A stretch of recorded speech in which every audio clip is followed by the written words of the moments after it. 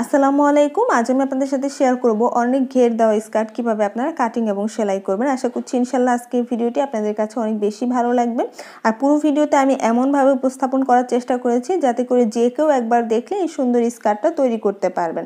তো আপনাদের কাছে একটা রিকোয়েস্ট থাকবে, আপনারা কোনো রকম স্কিপ করা ছাড়া প্লিজ পুরো ভিডিওটি মনোযোগ সহকারে দেখবেন, কেননা ভিডিওগুলো তৈরি করতে কিন্তু আসলে আমার খুবই কষ্ট হয়। তাই আপনারা যদি না দেখেন তাহলে সেই কষ্টটাই বৃথা যাবে।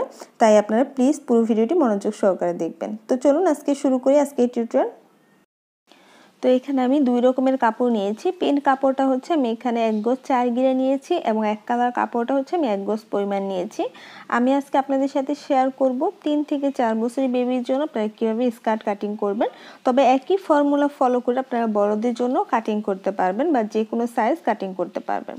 তো উপর থেকে আমি প্রথমে কোমরের যে রাবারটা দিব সেজন্য 2 ইঞ্চি নিচ্ছি এবং এরপরে নিচের অংশটার জন্য 5 ইঞ্চি নিচ্ছি। টোটাল একটা পাটে আমি 7 ইঞ্চি পরিমাণ নিচ্ছি উপরের অংশটা। আর এটা চড়াটা আমি দেখিয়ে দিচ্ছি। এখানে হচ্ছে কোমরের যা মাপ, যার যার মাপ থেকে ডাবল নেবেন এই কাপড়টাকে। তো এখানে কোমরের মাপ 20 ইঞ্চি, আমি তার থেকে হচ্ছে 8 থেকে 10 ইঞ্চি পরিমাণ বাড়িয়ে নিচ্ছি, দেখতে পাচ্ছেন। তো এভাবে নিয়ে তারপর হচ্ছে কাপড়টাকে আমি আরেকটা ভাঁজ দিয়ে 4 ভাঁজে ভাঁজ করে নিচ্ছি।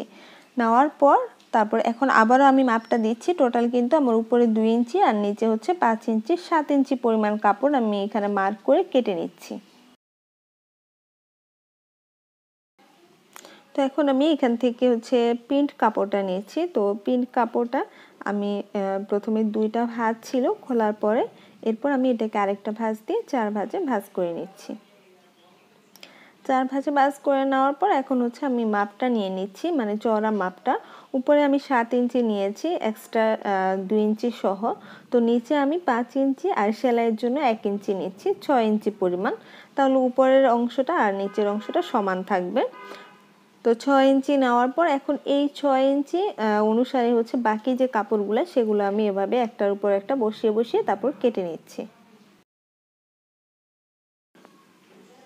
তো এখানে যতটুকু কাপড় প্রয়োজন হবে সেভাবেই আন্দাজ মতো কাপড়টা কাটতে হবে।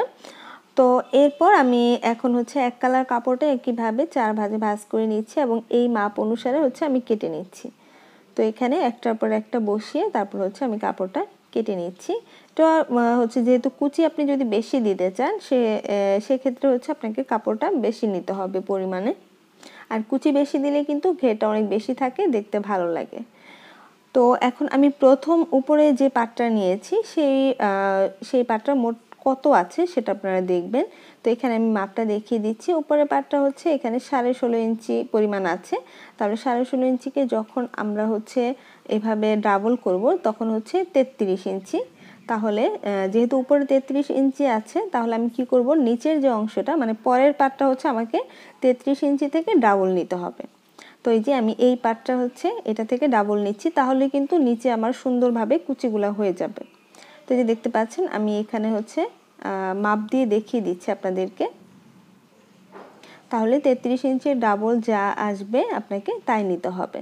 তো এখানে হচ্ছে 66 ইঞ্চি আসবে, তাহলে আমি সেই অনুসারে এখানে 60 ইঞ্চি হচ্ছে ইঞ্চি টেপের মাপ, 60 ইঞ্চি থেকে আমি আরো 6 ইঞ্চি বেশি নিচ্ছি। তো এইভাবে করে আপনারা কয়টা পার্ট এখানে দিতে চান সেই অনুসারে দিয়ে নেবেন।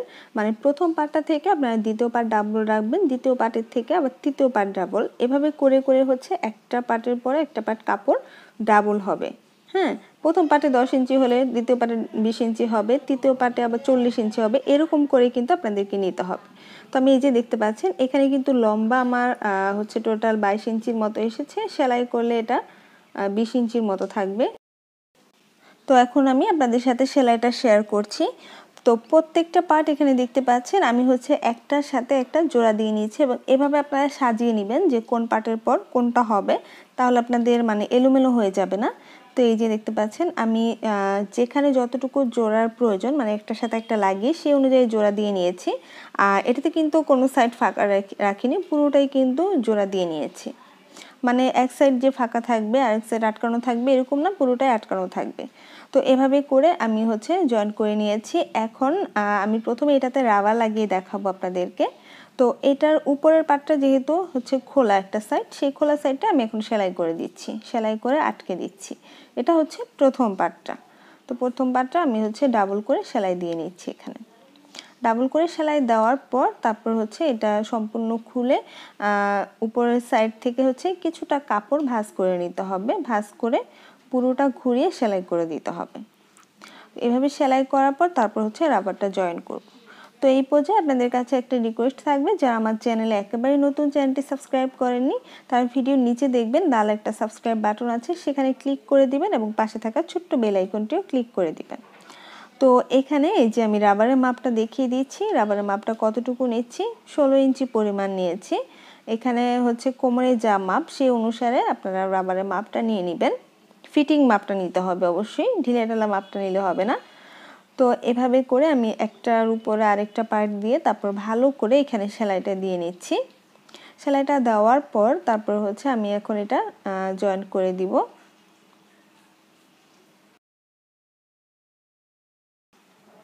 তো এই যে কাপড়টাকে এখান থেকে হচ্ছে আমি এভাবে খুলে নিচ্ছি। নেওয়ার পর এখানে রাবারটাকে বসিয়ে তারপরে এক্সট্রা যে আমি 2 ইঞ্চি কাপড় নিয়েছিলাম সেই 2 ইঞ্চি কাপড় এভাবে করে ভাঁজ করে দিতে হবে। যদিও সেলাই করার পর এখানে কিন্তু 1.5 ইঞ্চি পরিমাণ থাকে, তো 1.5 ইঞ্চি পরিমাণ কাপড়ই এভাবে ভাঁজ করে আপনারা হচ্ছে রাবারটার উপরে দিবেন। তবে এই ক্ষেত্রে আপনারা খেয়াল রাখবেন রাবারের উপরে যাতে সেলাইটা না লাগে, অবশ্যই পাশে কিছুটা কাপড় রাখতে হবে, সেই কাপড়ের উপরে সেলাই করতে হবে। তো আমি এভাবে ঘুরিয়ে ঘুরিয়ে পুরোটা সেলাই করে নিচ্ছি।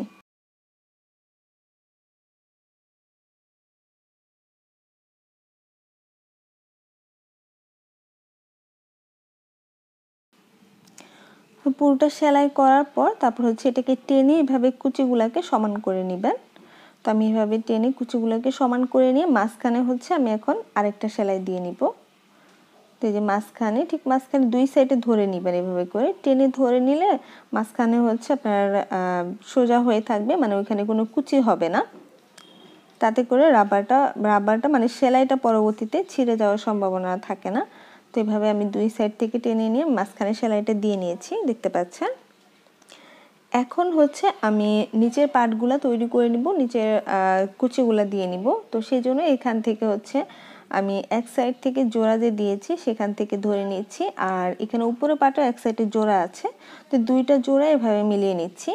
মিলিয়ে নেওয়ার পর এখন হচ্ছে মাঝখানে যে কাপড়গুলো আছে সেগুলো ছোট ছোট করে কুচি দিয়ে নেবেন। তো এভাবে করে আমি ছোট ছোট করে কুচি দিয়ে নিচ্ছি, মানে এখানে আন্দাজ অনুসারে কুচি দিতে হবে, কারণ কতটুকু কাপড় আপনার এক্সট্রা আছে সেই অনুসারে আপনারা কুচিটা দিয়ে নেবেন। তো এই যে দেখতে পাচ্ছেন আমি এভাবে করে ঘুরিয়ে ঘুরিয়ে পুরোটা ঘুরিয়ে তারপর হচ্ছে একই নিয়মে কুচি দিয়ে নেব।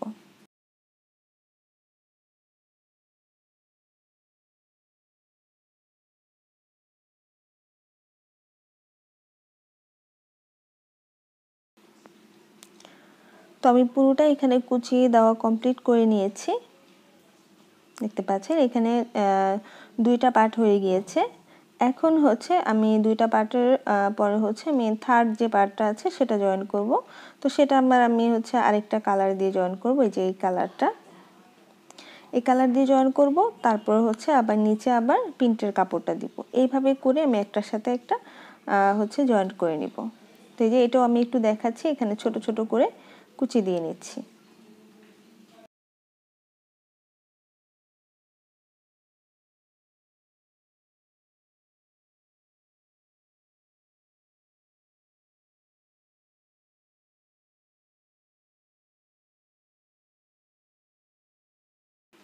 তো একই নিয়মে কিন্তু আমি 4টা পার্টি জয়েন করে নিয়েছি। এখন নিচের অংশটা সেলাই করে দিব।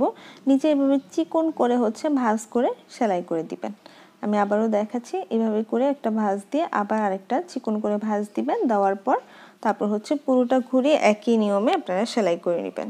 তো এই স্কার্টটা তৈরি করা কিন্তু একদমই সহজ, যদি আপনারা মনোযোগ সহকারে দেখেন তাহলে কিন্তু এক দেখাতে আপনারা সুন্দরভাবে স্কার্টটা তৈরি করে নিতে পারবেন।